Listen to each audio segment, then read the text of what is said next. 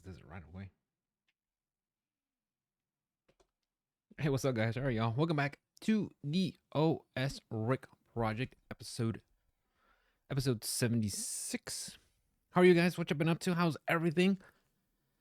Hope everything is well. Thank you for listening. I really appreciate it. I have been on vacation this week, guys, so I'm sorry.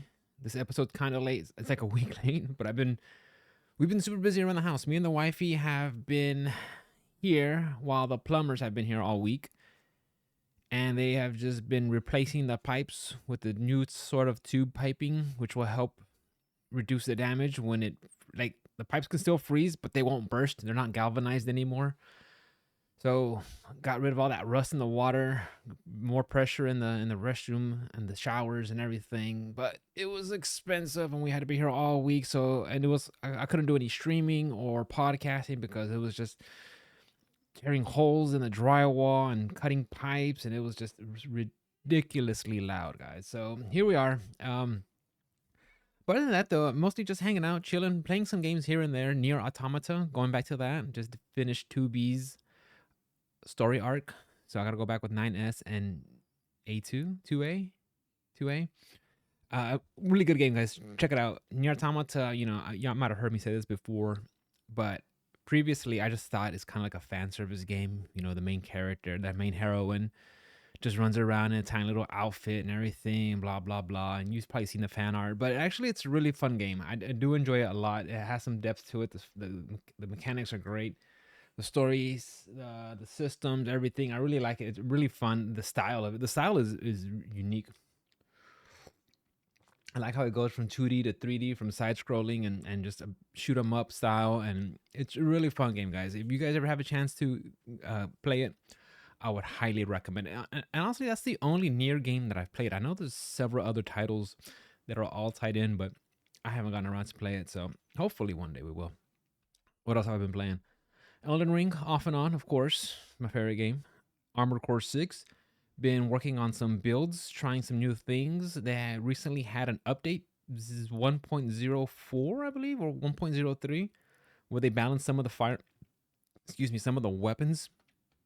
So I've been playing with some of that. I'm loving it. Going back, finding the collectibles, the hidden chests, the data logs, finding some hidden enemies, and trying to get an S rank on some of the stages.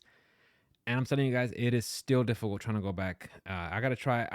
I'm mentally stuck on wanting to always run reverse jointed legs, which I need to break out of it. I gotta try something else. I gotta try. I need to build a tetrapod. I want to build a tetrapod and a little tank esque. But also just to have in storage. And I also been loading up my boy Johnny's mechs and trying them out and piloting them. It's pretty fun. I like the feature.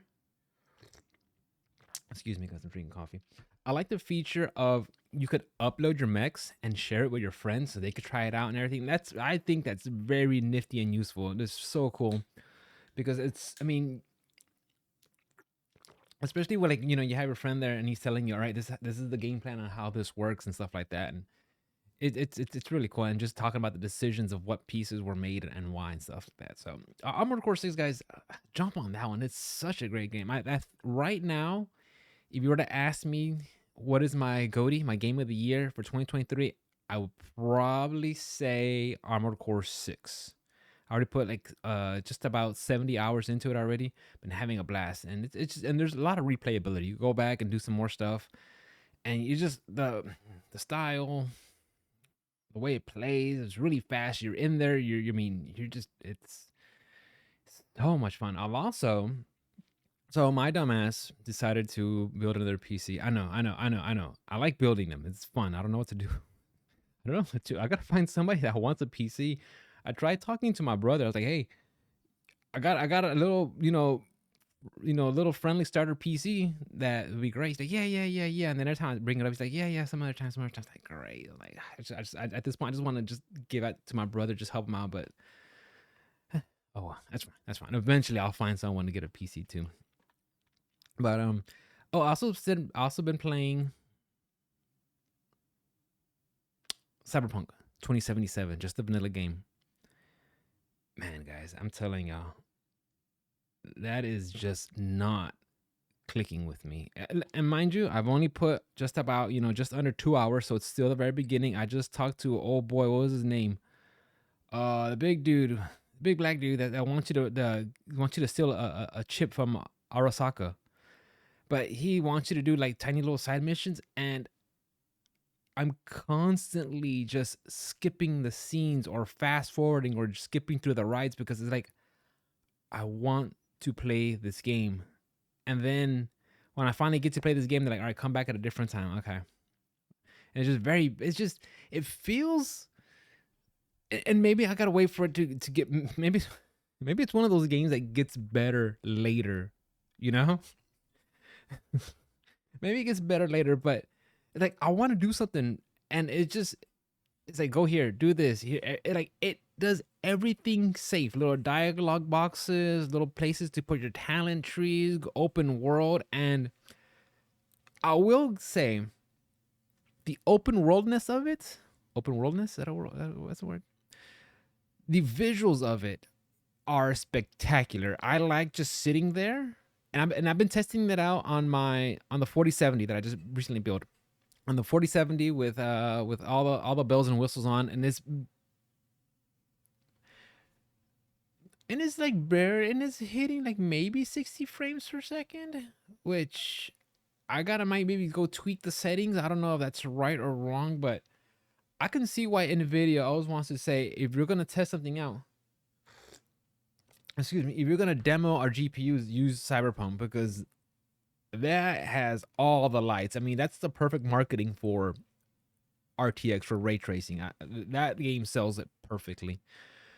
But the game just feels like okay, I want to play something, do something, and it's just, and then you start to get, then you get in the world, and it's just like, all right, draw weapon, hide weapon, crouch, draw, get into a car, drive around. It's like, what am I doing? It's just like I gotta give it a fair. I gotta play it some more, but it's just like I know this is a little is not actual apples to apples, but it's like I compare it to Armored Core, and I'm thinking, I said to myself, this was Armored Core. I'm already doing something. I'm already doing something in the action instead of just here listening for a freaking story. And I'm just skipping. Like, I don't care. I want to play a game.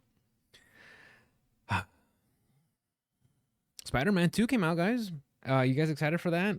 Not on my radar, but I know it's a Insomniac first party. I am interested in Wolverine. When that one comes out, I would probably be interested in purchasing that day one. Lord of the Fallen has came out since then. I don't know if we talked about it, but they've been having some like performance issues. It's using the Unreal Engine 5, and it looks like their in-engine Lumen system, their RTX, has been causing some issues for some GPUs. So I think it's another one of those not optimized on PC sort of deals, but. And it also got me thinking, so I'm watching like some people talk about the performance on it. Fair enough. It didn't come out too optimized. They're doing some patches to fix it. Okay, but let's talk about the actual gameplay. Like, how does the game actually play? Because there's kind of like, yeah, gaming in 2023. You have to take it like in like almost have to think of it in two ways, right? How's the performance and the visuals on one side, and then the actual mechanics of it, right, of the game. So we already know about the performance and stuff. There's some issues that are fixing, of course. But on the playing side, you see a lot of these other YouTube video game reviewers, and y'all know who they are. But a lot of them talk about like, oh, this game is kind of hard, or it takes me out of it because I don't know the range of these weapons, or I'm getting lost. The map is actually some sort of just kind of sketch thing. All these little things that get packed along in a Souls-like and Souls-esque Souls game, whatever, all the little nuanced things that come with that genre, that subgenre. And I just find it weird when these game journals, and I use that term loosely, right, I start saying, oh, this game's kind of hard, or kind of wonky, or missing some features, or it's like, FromSoft has been doing that with just about all their Souls titles. You don't see any map buttons. It doesn't. It might vaguely tell you which way to go, like in the like an Elden Ring. It was like here's the grates, and it kind of just points in a certain way in the map, and you kind of just keep heading that way until you find something. These Souls games have never been to hold your hand, and I just find it strange when they start knocking it for that. I'm just like, are you guys new to the genre or something like that? It was just, have y'all not played these before? But I just find it really like, and I think harping back on what I said a couple episodes before, guys, it's like you kind of have to find that one YouTube reviewer or I just go to YouTube because it's the easier way. But you got to find that one reviewer that you like and you kind of mesh with and know what they're about to get an inkling for something. And a lot of them that I've seen just don't. I guess they're not the type of. They don't play the type of games that I play. The very dark fantasy, maybe kind of hard, difficult, mostly from FromSoft or something, or fighting games, or aka something from Capcom or I don't know. But it just seems like these reviewers are just going after. Oh yeah, and they talk about like missing some stuff because because they're kind of going through the game because they want to. They're missing some key items and stuff, or they're missing things and they don't understand, and they don't know if they just missed it or it's not in the game or it comes in late. And I've seen some people talk about like, yeah, there's some things you'll find that are important, not necessarily game breaking if you don't have it, but it's important to get it, and you'll find it early if you take your time with the game and exploring. And that's kind of, it goes hand in hand with Souls games also, right? You kind of want to explore and find the shortcuts and get the secret items that are kind of off in an obscure area. It's like, and it feels like these reviewers are just kind of like chasing the reviews, chasing the clicks. They want to get something. They go through these games so fast that they're missing it and actually get to a chance to enjoy it. And then just so you can put a review out on that same day. And look, that's fine. That's what they want to do. They want to put it out there, but there's going to be consequences. There's going to be things that are missed and left behind. And I don't think that's a fair representation of the game. Like, it honestly, it shouldn't be about chasing the clicks. It ought to be, you get the game. Yeah, you get it maybe a week, a couple of days early, but actually take your time. And then once you've actually sank your teeth into the game and really able to get in and out and feel what the nuances of the game, what it brings to the table, then you maybe should write your review. But of course, it's just too late. People are, we're in the same hobby, guys, of video games, that we're probably moving on to the next thing. Like, how many times you have to play something because, how many times do you want to play something and you kind of speed through it because you know there's something coming out next week? I know some of us are out there, some of us don't. But I just feel like it and I still have to get my hands on Lords of the Fallen to see how I feel about it. But it just feels like it gets an unfair shape because some of these folks are just trying to rush through the game as fast as possible, and I don't really get to enjoy it. Anyways, guys, one more thing I want to talk about before I wrap it up. I want to keep these episodes kind of short. I'm tired of I don't want to make them too lengthy. Just keep them short, maybe 20, 30 minutes at max. I know I could go long sometimes, but let's keep it short. Another thing I want to talk about, guys, is the Microsoft Activision deal. I'm sure you guys heard. It looks like it's has gone through. It is finite, complete, donezo. But I think Bobby Kotick, they said they're gonna keep him on till the end of the year. So good for him. Are you guys excited for that change, that merger? I don't know. I kind of wanted to see it done because I want to see them stick it to Sony. But at the same time, I don't think Sony cares. And now that I think about it, Microsoft is probably just gonna like ride the coattails of and rest on the laurels of previous titles and just kind of keep churning out the same crap just so they could put people on Game Pass. Even though they said stuff for the Activision Blizzard stuff won't be on Game Pass until later on down the road. So we'll see how that goes or what they mean by that. I wouldn't be surprised if they start charging extra premium for Game Pass. Keep your eye on that, guys. The PlayStation Slim. Have you guys seen this one?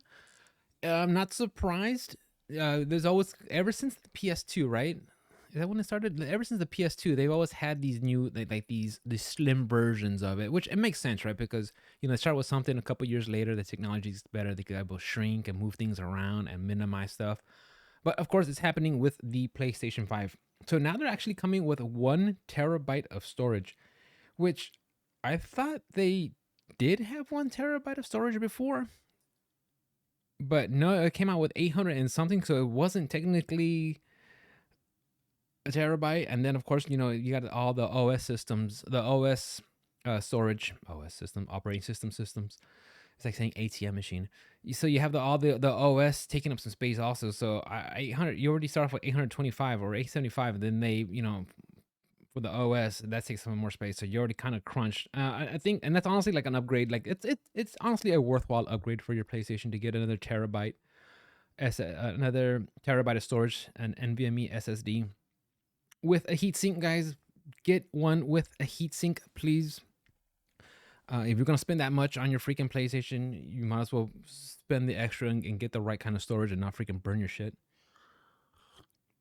But it looks like they're reducing. There's gonna be one with a disk drive and one without a disk drive. So we've heard it before, guys. Like we know that with the rumors that next Xbox Series X will be diskless.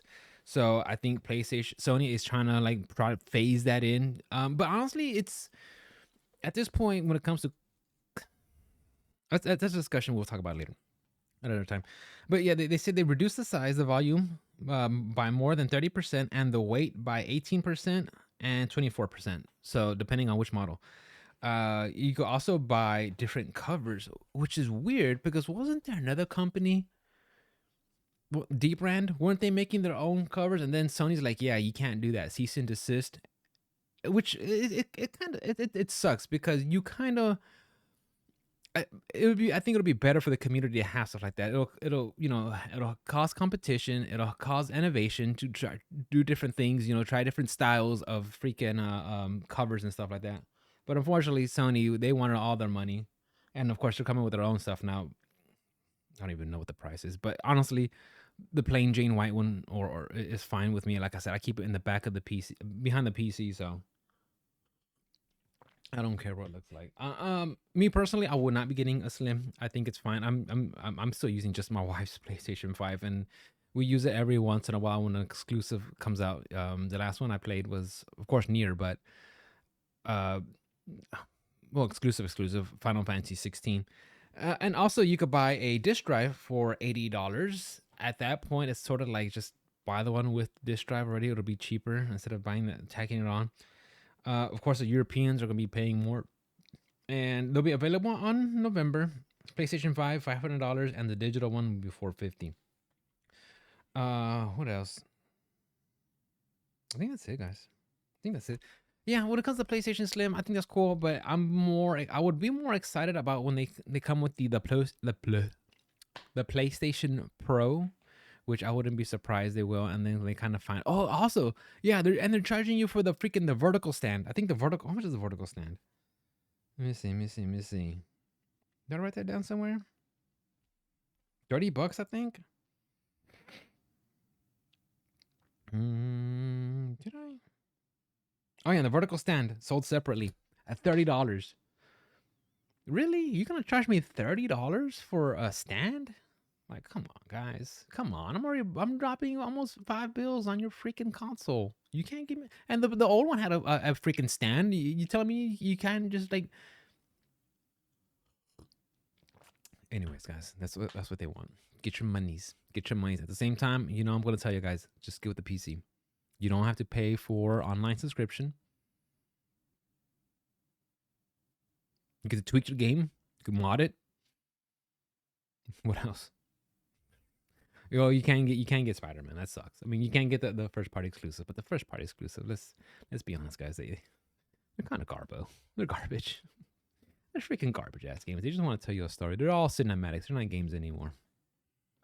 Anyways, guys, I just wanted to get this podcast out. Like I said, I was a week late. I missed a lot of things because of just being on vacation, but I'm glad I'm able to put this out. Yeah, the podcast might be slowing down a bit, guys, but it's fine. Like I said, I'm just gonna start, instead of making it a mandatory thing every week, just when I got something to say and something comes up, I'll just talk about it and blab about it, because I don't want to make this forced. I like talking about things and just ranting and raving and stuff, but again, like, I don't want to just put out stuff and if it's something that I'm just like not interested or care about and talk about it. Like, I'd rather just things that interest me and then share with you guys and give you my input. But Cyberpunk 2077, I'll give it a shot. I'll try to play it some more. Maybe even, can I stream it? Is it safe to stream, guys? I know they have a lot of the music and like nudity and shit. Does the game auto censor it? That way when I'm streaming it, it won't be like get red flags and shit. But that's it for me, guys. We'll talk about it some more. Play some games, have some fun, take care of yourselves, get some rest, lots of sleep, play some games. I said that already, but I appreciate y'all for listening. Keep hanging out, tune on in, and subscribe and all that good stuff. And I will see y'all next time. Bye, guys. Oh, there it goes.